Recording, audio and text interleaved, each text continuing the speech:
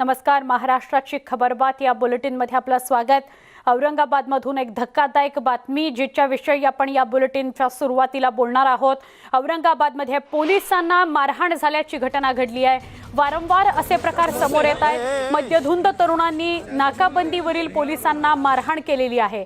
तिघेही विनामास्क होते म्हणून पोलिसांनी थांबवलं, हटकलं. मात्र या तिघांनी थेट पोलिसांवरच हल्ला केला. दगड आणि लाथाबुक्क्यांनी पोलिसांना मारहाण करण्यात आली. मारहाणीचा हा व्हिडिओ व्हायरल झालेला आहे. गुरुवारी मध्यरात्री वसंतराव नाईक चौकात हा प्रकार घडलाय. या प्रकरणी पोलिसांनी प्रताप जगताप, आकाश कुलकर्णी आणि आशुतोष झिंजोडे या तिघांना अटक केलेली आहे. औरंगाबाद जिल्ह्यात मागील 2 वर्षात पोलिसांवरील हल्ल्याच्या घटना वाढल्या आहेत. लॉकडाऊनच्या काळात पोलिसांवर औरंगाबाद शहरात अनेक हल्ले झालेले आहेत. तसंच जिल्ह्याच्या ग्रामीण भागातही मोठ्या प्रमाणात हल्ल्याच्या घटना घडत आहेत.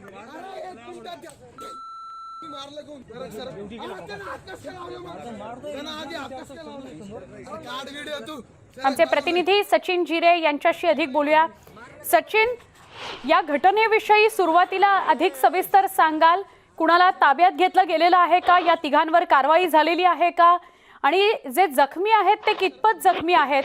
2 वर्षात पोलिसांवर हल्ल्याच्या घटना सुद्धा खूप मोठ्या प्रमाणात दिसून आल्या, त्याच्याविषयी सुद्धा सचिन सांगाल? नक्कीच औरंगाबाद जिल्ह्यातला जर विचार केला तर अनेक हल्ले या 2 वर्षाच्या काळात झालेले आहे. आपण या घटनेविषयी बोलूयात. काल रात्री 11:30 ते 12ची वेळ होती. त्या दरम्यान ही 3 मुलं विना मास्क घालून आणि मतधुंद अवस्थेत दुचाकीवरून जात होते. याच वेळेस नाकाबंदीवरती उपस्थित जे पाटील पोलीस कर्मचारी होते त्या कर्मचाऱ्यांनी यांना थांबवलं. दरम्यान इथं त्यांना थांबवताच या मुलांना राग अनावर झाला. त्यांना मास्क विषयी आणि तुम्ही एवढ्या रात्री संचारबंदी असताना का फिरत आहात असा प्रश्न विचारला असता ते मुलं जी आहे ती संतप्त झाली आणि त्यांनी पोलिसांना धक्काबुक्की करण्यास सुरुवात केली. हा प्रकार पाहून उपस्थित अजून नाकाबंदीवरती काही पोलीस कर्मचारी उपस्थित होते. त्यांनी त्या मुलांची समजूत घालण्याचा प्रयत्न केला. मात्र त्या मुलांनी अश्लील भाषेत शिवीगाळ करत थेट पोलिसांच्या अंगावर गेले आणि दगडफेक देखील केली. दगडाने पोलिसांना मारहाण केलेली आहे. या पोलिसांनी या तिघांनाही रात्री मतधुंद अवस्थेत अटक केलेली आहे. आज त्यांना न्यायालयात हजर करण्यात आलेला आहे. आणि जर औरंगाबाद जिल्ह्यातला जर विचार केला या लॉकडाऊनच्या काळातच अनेक हल्ले पोलिसांवरती झालेले आहे. महिनाभरापूर्वीच छावणी पोलीस ठाण्याचे जे सहाय्यक निरीक्षक होते त्या भागिले यांना देखील अशाच पद्धतीने मास्क न लावल्या व्यक्तीला विचारणा केली असता त्यांना बेदम मारहाण केली होती. ते जखमी देखील झाले होते. त्यासह इतर 2 पोलीस देखील छावणी परिसरामध्ये जखमी झाले होते. त्याचबरोबर जर आपण त्याचा पुढचा जर विचार केला तर मागच्या वर्षी अशाच पद्धतीने 3 ट्रिपल सीट तरुणांनी दिल्ली गेट भागामध्ये वाहतूक पोलिसांना मारहाण केली होती. सातत्याने औरंगाबाद शहरामध्ये अशा घटना ज्या आहेत त्या घडतच चाललेल्या आहेत. नक्की, तू असाच सोबत राहा सचिन. आपल्याबरोबर डॉक्टर नागनाथ कोडे सुद्धा आहेत, माजी सहायुक्त औरंगाबाद. डॉक्टर नागनाथ, तुम्ही याचं विश्लेषण करू शकाल का की या लॉकडाऊनच्या काळामध्ये मास्क का नाही घातला किंवा तुम्ही वेळी अवेळी घराबाहेर पडलेले आहात, नियमांचं उल्लंघन करताय असं सांगायला गेल्यानंतर मग ते वाहतूक पोलीस असोत किंवा पोलीस असोत त्यांना अपमानाला, मारहाणीला, धक्काबुक्कीला, शिव्यांना सामोरं जावं लागलेलं आहे? बरोबर आहे. आजकाल अशात लोकांची सहनशीलता कमी झालेली आहे. प्रत्येकाला वाटतंय की मी फार मोठा आहे आणि आता एक फॅशन वाढलेली आहे. कायद्याचं उल्लंघन करणं म्हणजे मोठा माणूस समजला जातोय. त्याला पोलीस खातंही तितकंच जबाबदार आहे, राजकारणही तितकेच जबाबदार आहे, वरिष्ठ अधिकारी तितके जबाबदार आहे.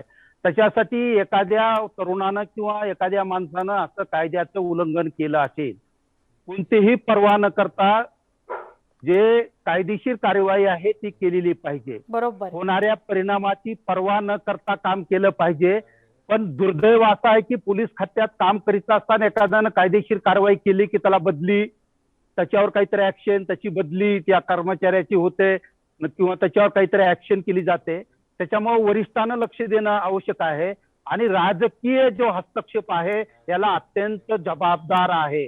जर एखाद्या माणूस एखाद्या पोलिसावर हात उगारतोय म्हणजे त्याच्या मागे कुठेतरी बॅकिंग असते, त्याला कुठेतरी मदत करणारे लोक असतात, कुणातरी पक्षाचा असतो आणि त्याच्यामुळे त्याची दादागिरी चालते आणि कर्मचाऱ्याला हातनाक मार खावा लागतो. तरी माझं कर्मचाऱ्याला एकच सांगणं आहे की कायदेशीर कारवाई करीत असताना होणाऱ्या परिणामाची पर्वा न करता काम केलं पाहिजे. कायदा सगळ्यात मोठा आहे. अगदी जर बरोबर. कायदेशीर कारवाई जर केली तर अशा प्रकारच्या घटना निश्चितच घडणार नाहीत आणि वरिष्ठ अधिकाऱ्याने त्यांना सपोर्ट केला पाहिजे, त्यांना पाठीमागं उभं राहिलं पाहिजे आणि त्याचा हौसला बुलंद केला पाहिजे, तर कर्मचारी सुद्धा चांगल्या पद्धतीनं काम करू शकतील. नक्की. आणि ते करण्यासाठी लोकांचंही त्याला पाठबळ आवश्यक आहे. समाजामध्ये अनेक चांगले लोक आहेत.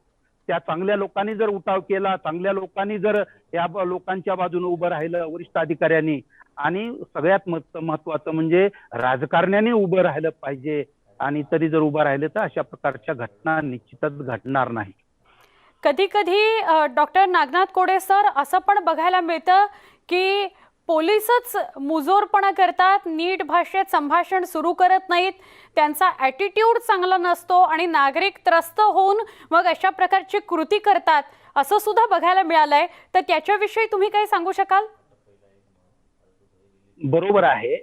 100 मध्ये 2%, 5% लोक असे असतात, त्याच्याबद्दल आपलं माझं दुमत नाही. बरोबर. पण अनेक चांगली लोक आहेत. दिवसभर उभं राहायचं, दिवसभर उभं राहा, प्रत्येकालाच हँडल करायचं.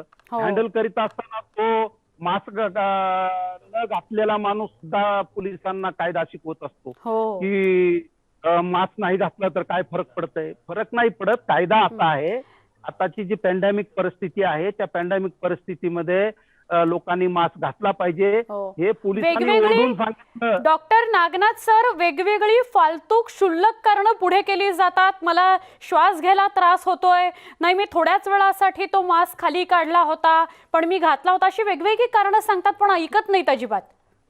अजिबात ऐकत नाही. त्याच्यामुळे शेवटी पोलीसवाला सुद्धा माणूस आहे, त्याची सहनशीलता शेवटी कुठंतरी संपते आणि संपल्यानंतर मग हमरी तुमरीला येतो. आणि खरं म्हणजे जर पोलिसांचं चुकलंच असेल तर त्यांनी कायदेशीर वरिष्ठाकडे तक्रार करावी ना. पोलिसावर हात आता उगारण्याचं काही औरंगाबाद मधलं डॉक्टर हे जे प्रकरण आहे, हे तर मद्यपींनी मारहाण केलेली आहे, लाथाबुक्क्यांनी तर केली आहे, पण दगडांनी सुद्धा मारहाण झाली आहे पोलिसांना.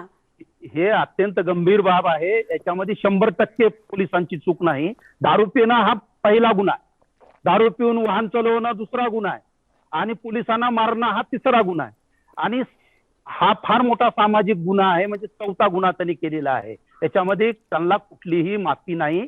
पोलिसांनी त्याच्यावर कडक कारवाई केली पाहिजे आणि त्याचं उदाहरण इतर लोकांना घालून दिलं पाहिजे. अशा प्रकारची कारवाई, कठोर कारवाई केली पाहिजे. नक्की. डॉक्टर नागनाथ कोडे सर, विनंती करेन आपण असे सोबत राहा. आमचे प्रतिनिधी सचिन जिरे सुद्धा आपल्या सोबत आहेत.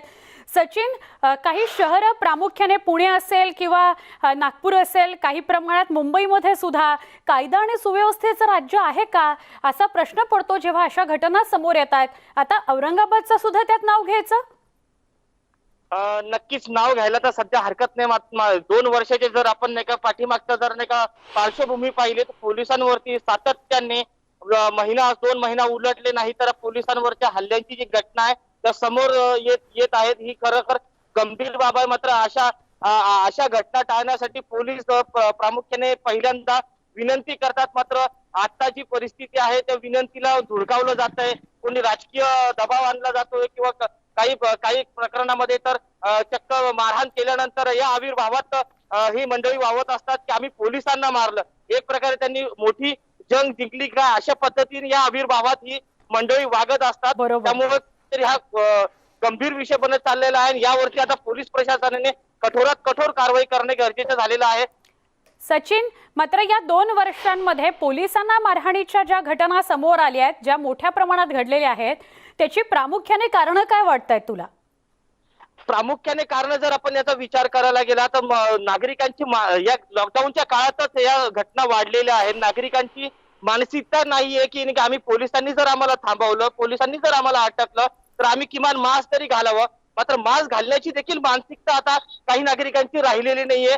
त्यामुळे हा सर्व प्रकार जो आहे घडत आहे आणि पोलिसांनी सांगितलेल्या ज्या गोष्टी आहेत त्या लोक मानण्यास तयार नाहीत. पोलिसांच्या आव्हानाला केराची टोपरी या ठिकाणी काही नागरिक समजत आहेत. त्यामुळे ही घटना अशा अनेक वेळा घडत आहेत. सचिन, हे जे 3 व्यक्ती आपल्याला दृश्यांमध्ये, व्हिडिओमध्ये दिसत आहेत, लाथाबुक्क्यांनी तर ते मारहाण करतातच आहेत, खूप घाणेरड्या पद्धतीने बोलतायत, त्यांचा आविर्भाव सुद्धा चांगला नाहीये बोलताना, हे स्पष्ट कळतंय. म्हणजे ऑडिओ जरी नसला तरी व्हिडिओमधून सुद्धा हे दिसतंय. तर या तिघांवर कारवाई संदर्भात काय अधिक माहिती आहे? त्यांना कुठली गुन्हेगारी स्वरूपाची पार्श्वभूमी असं काही कळतंय किंवा कुणाचा वरदहस्त ज्यामुळे इतका माजुरडेपणा दिसतोय त्यांच्या बॉडी लँग्वेज मध्ये? या तीनही तरुणांचा आता असा कुठलाही हिस्ट्री रेकॉर्ड अद्याप अधिकृत समोर आलेला नाहीये. मात्र हे त्याच परिसरातले राहणारे होते. हे तिघेही जे आहेत दारू पिऊन मदमस्त होऊन हे रस्त्याने जात होते आणि त्यांची जी वाहन चालवण्याची पद्धत होती ती देखील वेडीवाकडी असल्याने पोलिसांनी यांना अटकलं होतं आणि यांना थांबवलं होतं. मास्क घाला अशी विनंती देखील पोलिसांनी केली होती. मात्र हे एवढे मतधुंद होते की यांनी पोलिसांच्या कोणत्याही विनंतीकडे लक्ष दिलं नाही आणि लक्ष दिलं नाही ती वेगळी गोष्ट, मात्र त्यांच्यावरती त्यांनी हल्ला चढवला. ही खूपच गंभीर बाब घडलेली आहे औरंगाबाद शहरामध्ये. त्यांच्यावरती कायदेशीर आता गुन्हे दाखल केलेले आहेत, त्यांना अटक देखील केलेली आहेत आणि आता त्यांना आज कोर्टामध्ये हजर केलेलं आहे. सचिन, या 2 वर्षांमध्ये ज्याचा उल्लेख आपण वारंवार करतोय, अशा किती साधारणपणे घटना घडल्या की पोलिसांना मारहाण झाली? मग ते वाहतूक पोलीस असतील किंवा पोलीस दलातले वेगवेगळे कुठले कर्मचारी असतील? अनेक वेळा साधारण जर आपण औरंगाबाद जिल्ह्याचा विचार करायला गेलं मागील 2 वर्षात 10 पेक्षा अधिक पोलिसांना ही जी कर्तव्य बजावत असताना मारहाण झालेली आहे. अनेक प्रकरणं अशी आहेत की त्या ठिकाणी पोलिसांनी गुन्हा दाखल करणं टाळलेलं आहे. कारण की ज्यावेळेस पोलीस कर्मचारी ज्यावेळेस रस्त्यावरती या सर्व गोष्टी करत असतो, मात्र त्यालाही असं काही ठिकाणी राजकीय दबाव असतो, तर काही ठिकाणी तो नोकरीचा विचार करून, इतर वरिष्ठांचा विचार करून तो पोलीस ठाण्यात जात नाही. अशा अनेक घटना देखील औरंगाबाद जिल्ह्यामध्ये घडलेल्या आहेत. नक्की सचिन, असा सोबत रहा. डॉक्टर नागनाथ कोडे, माजी सहायुक्त औरंगाबादचे आपल्याबरोबर आहेत. डॉक्टर नागराज सर, मग हाच प्रश्न आहे की एखादी व्यक्ती ऐकण्याच्या मनस्थितीत असेल, समजून घेण्याच्या मनस्थितीत असेल तर पोलीस त्याला समजावू तरी शकतात, पण मद्यपी किंवा जे स्वतःच्याच धुंदीत आहेत, ज्यांना ऐकायचंच नाहीये, मस्तीत आहेत स्वतःच्या, अशांशी पोलीस कर्मचाऱ्यांनी कसं डील करायचं? कायद्यामध्ये स्पष्ट सांगितलेलं आहे, जर एखादा माणूस कायदेशीर कारवाई करीत असताना जर सहकार्य करत नसेल किंवा पोलिसांच्या अंगावर येत असेल तर बळाचा वापर करण्याची तरतूद कायद्यामध्ये आहे. पण दुर्दैवानं औरंगाबाद जिल्ह्यामध्ये, औरंगाबाद शहरामध्ये मी नोकरी केली की लोकांची मानसिकता अशी आहे की 100-200 रुपये भरण्यासाठी 200 फोन करतील, पण 100-200 रुपये ते भरणार नाही. त्यांना पैसे भरणं म्हणजे कमीपणा वाटतं. मी इतका मोठा आहे, माझ्या मागे आमदार आहे, खासदार आहे, मंत्री आहे, पक्षाची लोक आहेत आणि मी 100-200 रुपये कशासाठी भरू, माझी इन्सल्ट होईल, अशी मानसिकता निर्माण झालेली आहे. आणि ती मानसिकता जर म्हणजे काढून टाकायची असेल तर त्याच्यावर कायद्याचा कठोर बडगा उगारला पाहिजे, त्याच्यावर कायद्याने त्याला सरळ केलं पाहिजे. हीच आपल्याला पोलिसांकडून करणं आवश्यक आहे. या 2 वर्षांमध्ये डॉक्टर नागनाथ सर असे प्रकार वाढलेले आहेत हे तर आपण बघतोच आहोत, पण त्या व्यतिरिक्त सुद्धा पोलिसांमधला आणि सर्वसामान्यांमधला जो कनेक्ट असायला पाहिजे, जे कम्युनिकेशन असायला पाहिजे, जो विश्वास असायला पाहिजे, तो कुठेतरी कमी होत चाललाय असं पण वाटतं? अगदी बरोबर आहे.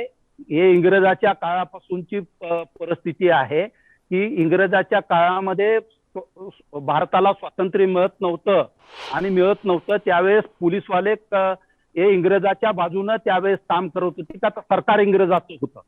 आणि आजची परिस्थिती बदललेली आहे. स्वातंत्र्य भारतातील पोलीस हे लोकांसाठी काम करतात, ही मानसिकता आणखी निर्माण करणं पोलिसांचं काम आहे.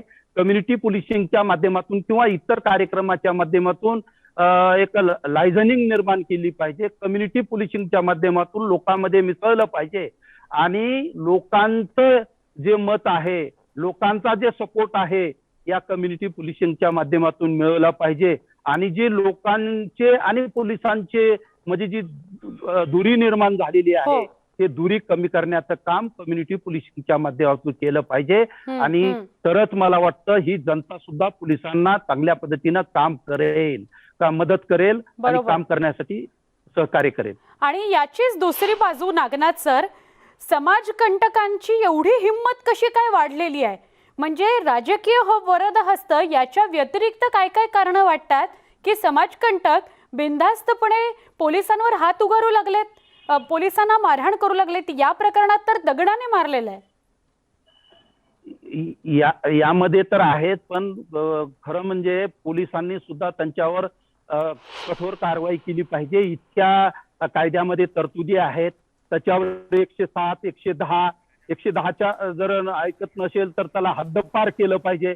हद्दपारावरून जर ऐकत नसेल तर MPDA केला पाहिजे. MPDA जर ऐकत नसेल तर मोका करून त्याला 2-2, 3-3 वर्षे जेलमध्ये ठेवण्याची सुद्धा तरतूद आहे. म्हणून पोलिसांनी सुद्धा अशा प्रकारची मोहीम उघडली पाहिजे की शहरामध्ये जे गुंड आहेत, ज्याच्यावर गुन्ह्याचं रेकॉर्ड आहे, 2 पेक्षा जास्त गुन्हे, अशा लोकांवर हद्दपारीचं प्रपोजल दाखल केलं पाहिजे. MPDA मध्ये 1 वर्षासाठी जेलमध्ये ठेवलं पाहिजे. मोका आहे त्याच्यावर 3-3, 4-4, 5-5 वर्ष जेलमध्ये ठेवण्याची तरतूद आहे. अशा प्रकारच्या जर कारवाई केला तर गुंडाचं निश्चित हनन होईल आणि सदरक्षणाय खलनिग्रहणाय म्हटल्यासारखं सज्जनाचं रक्षण आणि दुर्जनाचं निर्दालन करण्यासाठी कायदा आपल्या देशामध्ये सफिशियंट आहे, पूरक आहे. नक्की. डॉक्टर नागनाथ कोडे सर, आपण असेच संपर्कात राहा. अधिक सविस्तर संवाद आपल्याशी साधायचा आहे. सचिन जिरे आमचे प्रतिनिधी सुद्धा आपल्या सोबत आहेत. एक छोटासा ब्रेक घेऊया आणि याच विषयावर बोलण्याकरता परत येऊया. पहा फक्त न्यूज 18 लोकमत.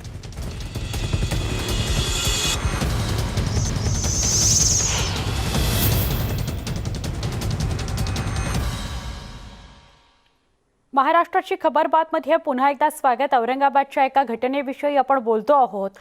तिघांनी मद्यधुंद अवस्थेमध्ये गाडी तर चालवलीच, मात्र मास्क का लावला नाही असं पोलिसांनी विचारल्यानंतर या तिघांनी लाथाबुक्क्यांनी पोलिसांना मारहाण केलेली आहे. त्यानंतर दगडांनी मारहाण केलेली आहे. आता या तिघांना पोलिसांनी अटक केली आहे. त्यांना कोर्टात सुद्धा हजर केलं जाईल आणि योग्य ती शिक्षा त्यांना होईल. मात्र हे सगळे प्रकार औरंगाबादमध्ये का वाढत चाललेत याविषयी आपण पुन्हा एकदा आमचे प्रतिनिधी सचिन जिरे यांच्याशी बोलूया. सचिन, कायद्याचा धाक राहिलेला नसेल तर पोलिसांकडून कशा पद्धतीने कारवाई अपेक्षित आहे? औरंगाबादमधल्या जनतेमधून या सगळ्याविषयी काय प्रतिक्रिया उमटतात? ही घटना समोर आल्यानंतर सामान्यांचं म्हणणं काय किंवा सामान्यांमधून काय प्रतिक्रिया उमटल्या? सामान्य म्हणून तर सध्या रोषच व्यक्त केला जातोय, कारण की आज औरंगाबादकरांनी हे अनुभवलेलं आहे की जेव्हा पोलीस रस्त्यावरती नाही का नाकाबंदी करत होते, त्यांनी नागरिकांनी त्यांना घरून आणून लॉकडाऊनच्या काळात चहा पाजलेला आहे, नाश्ता दिलेला आहे. तेच औरंगाबादकर कसे काय या गोष्टीचं समर्थन करणार आहेत? या गोष्टीचं प्रत्येक नागरिकातून सोशल माध्यमातून निषेध व्यक्त करण्यात येत आहे सर्वसाधारण औरंगाबादकरांकडून. जर या अशा घटना घडत असेल याचा जर आपण विचार केला तर आज औरंगाबादमध्ये प्रत्येक गटामागे राजकीय व्यक्ती आहे.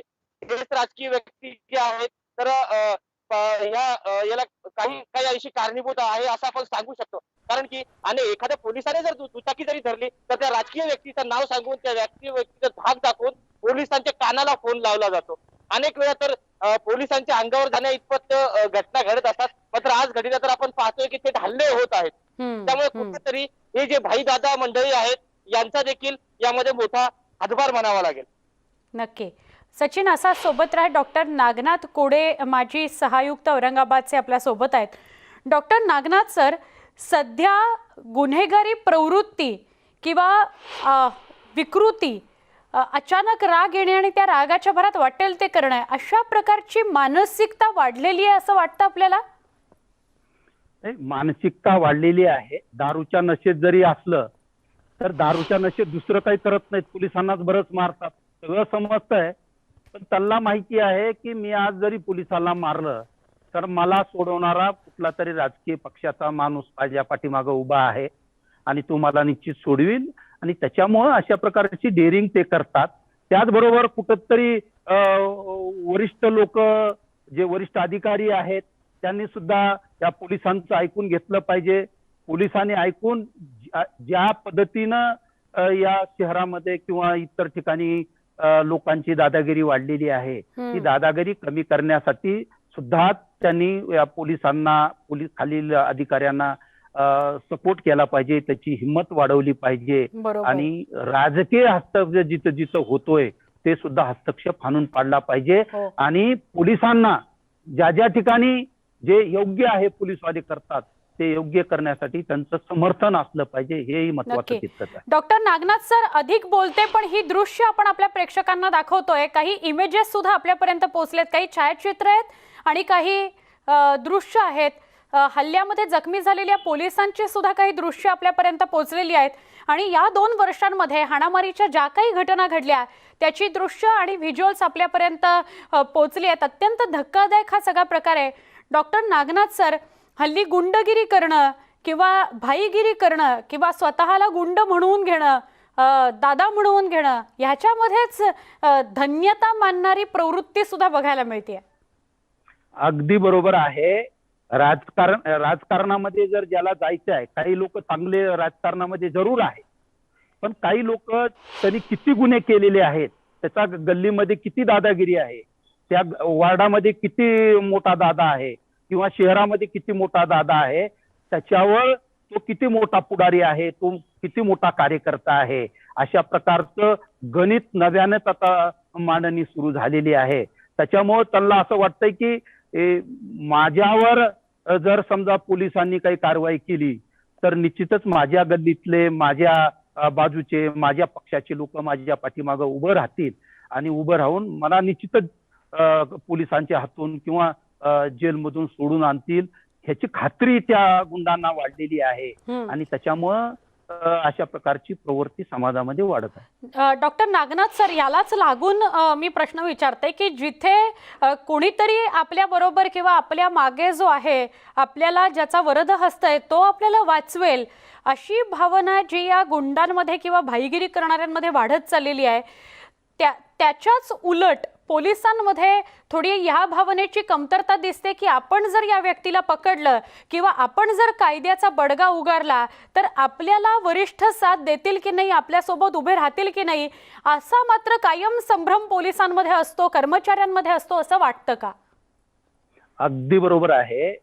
पोलिसांना सुद्धा वाटतं की काहीतरी कुणीतरी राजकीय पुढारी येऊन वरिष्ठांना सांगणार, कुठलं तरी प्रेशर येणार, लोक उठून काहीतरी सांगणार, पोलीसवाले पैसे मागत होते, पोलीसवाले काहीतरी मागणी करत होते, अशा प्रकारचं काहीतरी सांगितल्यानंतर माझी वरिष्ठ अधिकारी बदली करतील, वरिष्ठ अधिकारी माझ्यावर काहीतरी कारवाई करतील, मला निलंबन करतील, मला या जिल्ह्यातून दुसऱ्या जिल्ह्यात बदली करतील, गडचिरोलीला टाकतील, अशा प्रकारची कायम भीती पोलिसांच्या मनामध्ये असते. म्हणून मी नेहमी म्हणतोय की या ठिकाणी वरिष्ठ अधिकारी, पोलीस कर्मचारी असतील, पोलीस अधिकारी असतील, यांच्या पाठीशी खंबीरपणे त्यांनी उभं राहिलं पाहिजे. आणि पोलिसांनी सुद्धा, अधिकाऱ्यांनी सुद्धा कायदेशीर काम करीत असताना होणाऱ्या परिणामाची पर्वा न करता काम केलं पाहिजे. हो डॉक्टर नागनाथ सर, पण इथेच अनेकदा बघायला मिळतं की काहीतरी गडबड इथेच होते, कारण अनेकदा पोलिसांकडून सुद्धा लाच घेणे, खोटे गुन्हे दाखल करणे, उगाचच दमदाटी करणे, अशामधून म्हणजे काही 2-3% लोक जरी पोलीस जरी असं करत असले तरी त्यातून पोलिसांची प्रतिमा मात्र महाराष्ट्रभरात काही प्रमाणात का होईना मलिन झाली आहे. याच्याशी आपण सहमत आहात? अगदी बरोबर आहे तुमचं म्हणणं. 2-3% पोलिसांची जरी असेल तर 98-99% पोलीसवाले आणि अधिकारी चांगलं काम करतात. पोलिसांचं काम आहे की पोलिसांचा लढा हा सजीवांशी आहे. बरोबर. इतर खात्यांचा लढा हा निर्जीवाशी आहे. या रोडवर 1 इंच डांबर टाकलं का 2 इंच डांबर टाकलं तर डांबर काही बोंब मारत नाही, पण एखाद्या पोलिसांनी एखाद्या माणसाला 1 चापट मारली किंवा 1 बुक्की मारली की तो ओरडतो, त्याचा ओरडा सुरू होतो. म्हणजे पोलिसांचा लढा हा सजीवाशी आहे, इतर खात्याचा लढा हा निर्जीवाशी आहे. आणि त्याच्यामुळं कारवाई करीत असताना हा सजीव बोंब मारणारच आहे. खरं असेल खोटा असेल तर निर्जीव वस्तू काही बोंब मारत नाही. त्याच्यामुळे त्यांची ओरड होत नाही आणि पोलिसांची कायदेशीर कार्यवाही करीत असताना ओरड होते का, तर पोलिसांचा लढा हा सजीवाशी आहे. नक्की. डॉक्टर नागनाथ सर, तुम्ही म्हणताय ते अगदी बरोबर आहे की कायद्याचंच राज्य असलं पाहिजे आणि त्यामध्ये कुठेही हयगई होता कामा नये. कुठल्याही प्रकारे गैरवर्तन तेही सार्वजनिक ठिकाणी सहन करून घेतलं जाणार नाही, हे तर उघडच आहे. म्हणजे मद्यपींनी अशा प्रकारे रस्त्यात धिंगाणा घालणं आणि त्यानंतर पोलिसांना मारहाण करणं किंवा शिव्या शाप देणं हे अत्यंत चुकीचं आपल्याला औरंगाबादमध्ये बघायला मिळतंय. आमचे प्रतिनिधी सचिन जिरे सुद्धा आपल्या सोबत आहेत. सचिन, हा जो प्रकार घडलेला आहे या प्रकाराविषयी म्हणजे या घटनेविषयी सविस्तर सांग की नेमकी काय घडली घटना, काय घटनाक्रम आहे, आत्ताचं अपडेट काय आहे आणि पोलीस ज्यांना मारहाण झाली आहे त्यांची तब्येत कशी आहे? ज्या पोलिसांना मारहाण झाली आहे त्यांची तब्येत आता बरी आहे. मात्र ही जी मंडळी आहे रात्री 11:30-12च्या सुमारास वसंतराव नाईक चौक जो आहे तो वर्दळीचा चौक समजला जातो आणि तो मुख्य चौक देखील आहे. या मुख्य चौकामध्ये पोलिसांचं नेहमीच नाही का रात्रीच्या दरम्यान संचारबंदी असल्याने नाकाबंदी असते, तपासणी सुरू असते. तशीच रुटीन तपासणी ही देखील सुरू होती. मात्र हे जे तिघे होते संशयितरित्या ज्या पद्धतीने हे दुचाकी चालवत होते, ज्या पद्धतीने यांच्या तोंडाला मास्क नव्हते, ज्या पद्धतीने हे रस्त्यावरती धिंगाणा घालत येत होते, त्या अर्थी पोलिसांनी त्यांना थांबवलं आणि पोलिसांनी फक्त त्यांना मास्क का घातला नाही असा प्रश्न केला आणि या प्रश्नानंतर या तिघांनी आता दगड घेतली आणि पोलिसांवरती भिरकावली. पोलिसांनी त्यांना शांत करण्याचा प्रयत्न केला.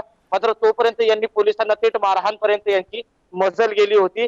पोलिसाला मार लागलेला मात्र किरकोळ मार आहे. मात्र ही घटना पोलिसांवरती हल्ल्याची घटना बघता ही गंभीर बाब आहे.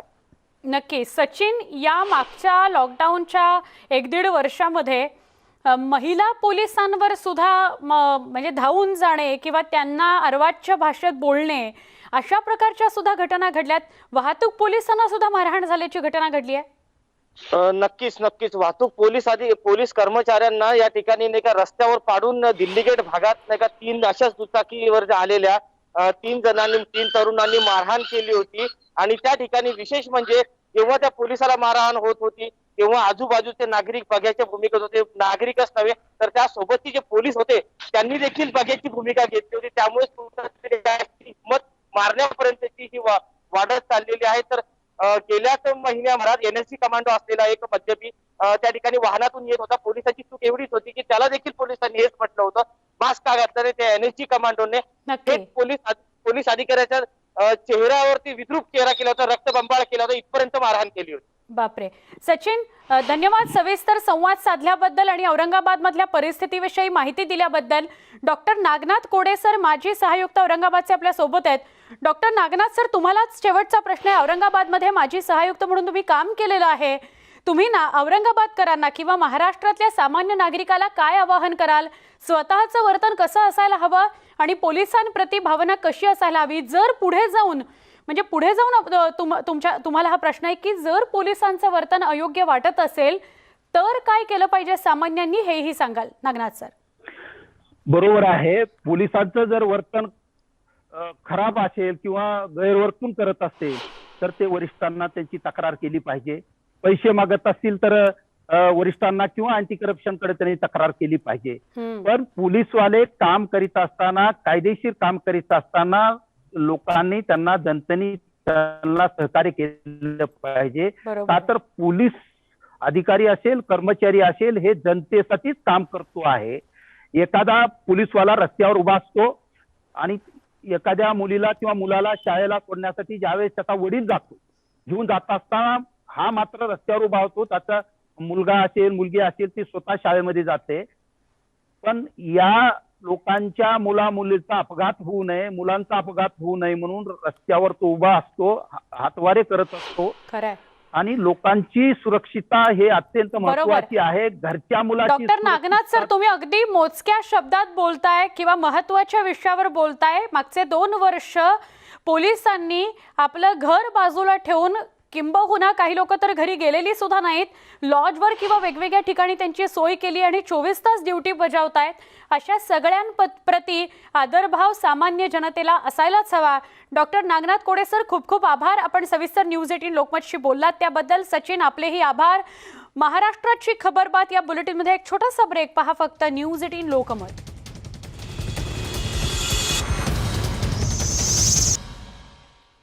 पुन्हा एकदा स्वागत बुलेटिनमध्ये.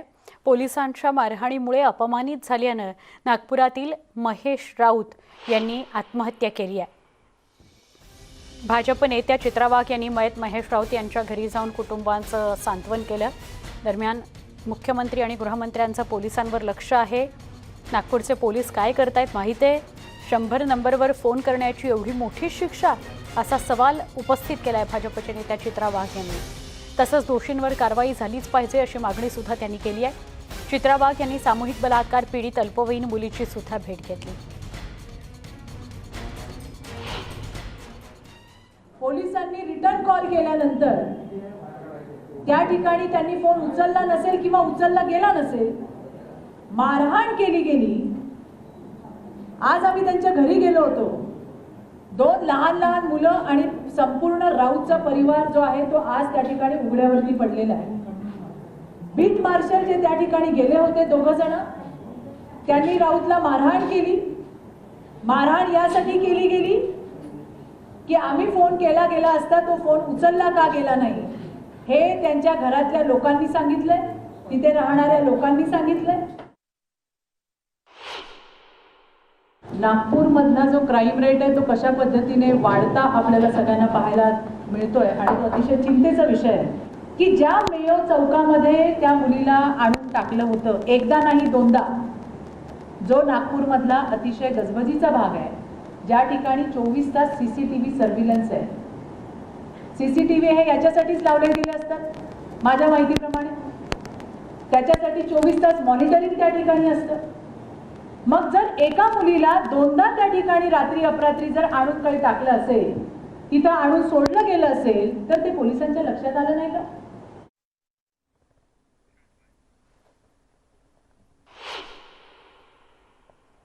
या सगळ्याविषयी अधिक आपण माहिती घेऊया आमचे नागपूरचे प्रतिनिधी तुषार कोहळे यांच्याकडून। तुषार, भाजपच्या नेत्या चित्रा वाघ आज नागपुरामध्ये होत्या आणि फार महत्त्वाच्या मुद्द्यावर त्यांनी भाष्य केले। नागपूरमध्ये क्राईम रेट खूप वाढलेला आहे। महेश राऊत याच्या कुटुंबियांना त्या जाऊन भेटल्या, काय सांगाल?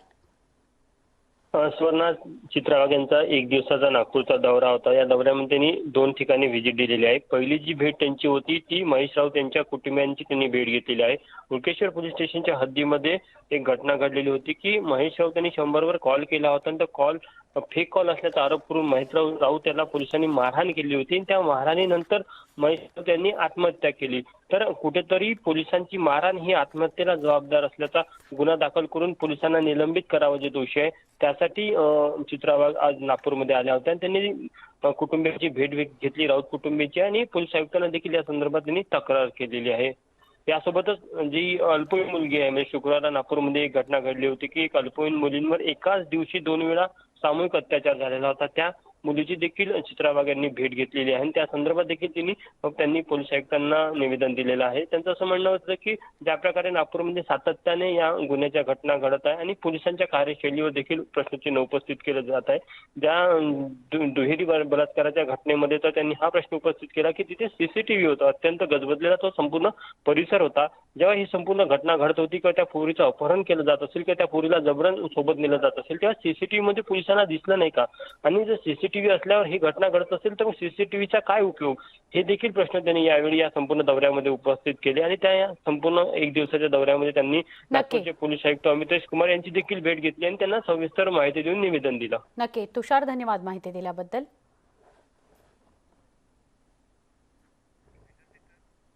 रिसॉर्टमध्ये चक्क डान्स बार सुरू आहेत। विरार पोलिसांनी केलेल्या कारवाईत रिसॉर्टमध्ये डान्स बार सुरू असल्याचं समोर आलंय।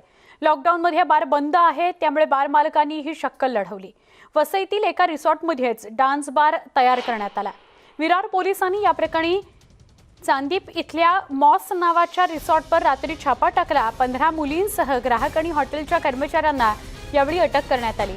रिसॉर्टमध्ये अशा प्रकारे डान्स बार सुरू करण्याची ही पहिलीच घटना आहे। मागील काही दिवसांपासून मुंबई आणि ठाण्यातील ऑर्केस्ट्रा बार बंद झालेत, त्यामुळे डान्स बार मालकानं अनोखी शक्कल लढवत रिसॉर्टमध्येच डान्स बार सुरू करण्याचं ठरवलं। मुंबई अहमदाबाद महामार्गावरील चांदीप गावाजवळ असलेल्या मॉस या रिसॉर्टमध्ये हा डान्स बार सुरू होता।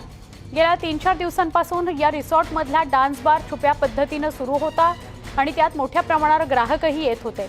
याची कुणकुण विरार पोलिसांना मिळाल्यानंतर त्यांनी गुरुवारी रात्री सापळा रचला आणि कारवाई केली। या कारवाईत एकूण 31 जणांना ताब्यात घेण्यात आले। त्यात 15 बारबाल आहेत, 6 ग्राहक आहेत आणि हॉटेलचा व्यवस्थापक आणि कर्मचाऱ्यांचाही समावेश आहे।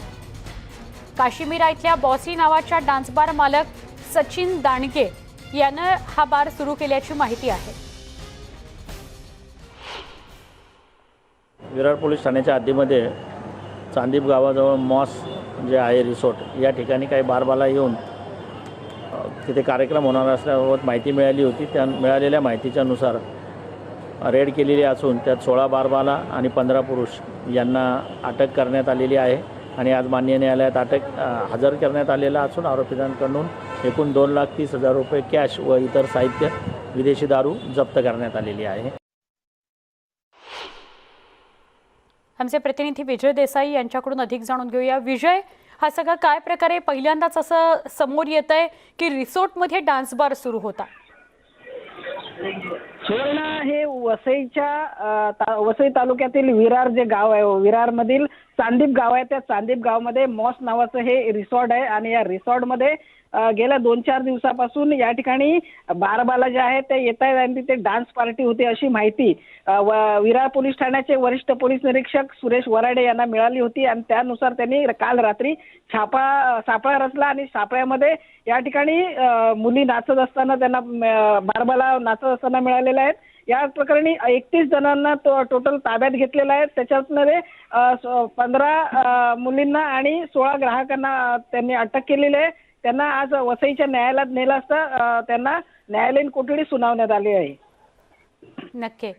मात्र अशा प्रकारे घटना या आधी कधी समोर आलेल्या होत्या का किंवा कुणकुण त्याची लागलेली होती का? आणि आता जे ग्राहक आहेत ज्यांना पकडलं गेलंय किंवा व्यवस्थापक आणि कर्मचारी आहेत त्यांच्याविषयी काय अधिक माहिती मिळतीये का? सुवर्ण हा जो डान्स बारचा जो मालक आहे तो काश्मीराचा राहणार आहे. त्याचं सचिन नाव आहे आणि तो काश्मीराला राहतो आणि तिथले जे ग्राहक सुद्धा होते ते मुंबई साईडचे होते. इकडचे स्थानिक कोणताही ग्राहक नव्हता किंवा कोणतीही बारबाला जी होती ती स्थानिक नव्हती. हे सगळे बाहेरून त्यांना आणले होते आणि बाहेरून येऊन हे सगळं हा प्रकार सुरू होता आणि त्याची कुणकुण लागल्यानंतर पोलिसांनी छापा टाकून यांना अटक केलेली आहे. सुवर्णा. नक्की विजय, धन्यवाद माहिती दिल्याबद्दल.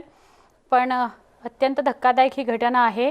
विरारजवळ चांदीप गावाजवळ मॉस्क म्हणून एक रिसॉर्ट होतं. त्या रिसॉर्टमध्येच डान्स बार सुरू होता. एकूण 31 जणांना ताब्यात घेण्यात आलेलं आहे. सगळ्यांवर कारवाई करण्यात आलेली आहे.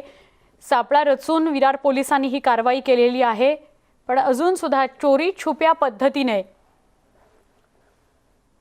बार बंद असल्याने अशा प्रकारे रिसॉर्टमध्येच बार आणि डान्स बार तोही सुरू ठेवण्याचं या रिसॉर्ट मालकाने शक्कल लढवली. पोलिसांना याची कुणकुण लागल्यावर पोलिसांनी त्यावर कारवाई केलेली आहे.